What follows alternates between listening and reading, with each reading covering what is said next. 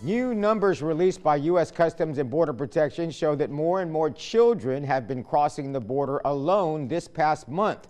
CBS 4's Annalise Ortiz is live in McAllen with why they're coming and how it's being handled. Annalise. Eddie, many of those immigrants make a stop here at Sacred Heart in McAllen as they journey into the United States. Now, while that number dropped in fiscal year 2015, during fiscal year 2016, which only accounts for October so far, there was a spike. And that didn't surprise some people that I spoke to today.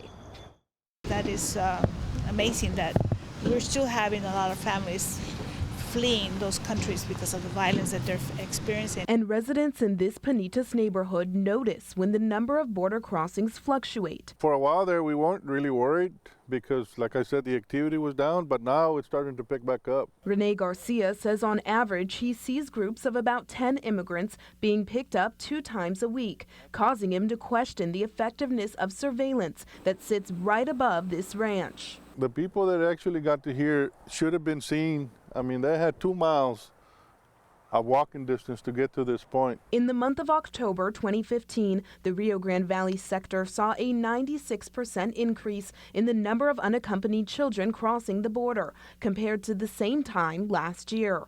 The number of family unit apprehensions increased by 168%. When there's an increase in crossings, there's an increase in traffic here in Panitas. Residents say they've seen immigrants make their way through this brushy area to this neighborhood street, and if they're not picked up by Border Patrol, they jump in a car and take off with a smuggler. Those who are apprehended by Border Patrol sometimes end up at the Humanitarian Respite Center at Sacred Heart Church in McAllen. The center provides immigrants with a change of clothes and a warm meal. The recent spike in numbers has left them in need. There's always need to have volunteers, donations, like we're getting the cold months and of course the children that we receive, they need little hoodies, jackets, blankets. And Sister Norma says that need will continue so long as families are fleeing the violence from the places they call home.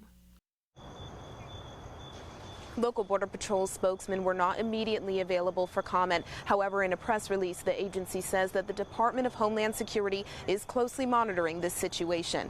I'm live from Sacred Heart in McAllen. Annalise Ortiz, CBS 4 News and ValleyCentral.com.